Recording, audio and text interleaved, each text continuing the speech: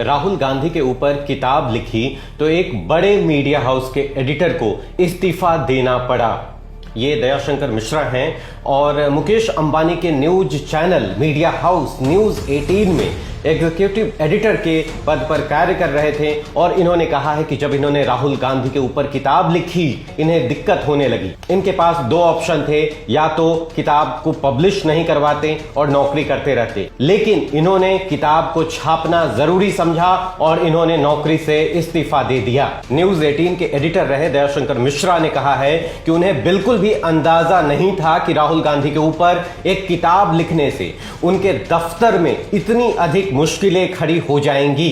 वे कहते हैं कि एक पत्रकार का काम है लिखना और विचार रखना, लेकिन जब उन्होंने किताब लिखी तो समस्याएं खड़ी हो गई। दयाशंकर मिश्रा ने कहा है कि उनके पास विकल्प था कि या तो वे किताब को वापस ले लें या फिर नौकरी से इस्तीफा दे दें। यही दो ऑप्शन उनके पास बचे थे और इसकी वजह से उन्होंने किताब को छापना जरूरी समझा और उन्होंने नौकरी से इस्तीफा दे दिया। उन्होंने एक और बड़ी बात कही है कि यह किताब उन तमाम घटनाओं का प्रायश्चित है जब न्यूज रूम में रहते हुए कई चीजों को छापा नहीं गया बल्कि छिपाया गया। दयाशंकर मिश्र कहते हैं कि 2011 से ही राहुल गांधी के खिलाफ पूरी मशीनरी उनकी छवि खराब करने में जुट गई थी।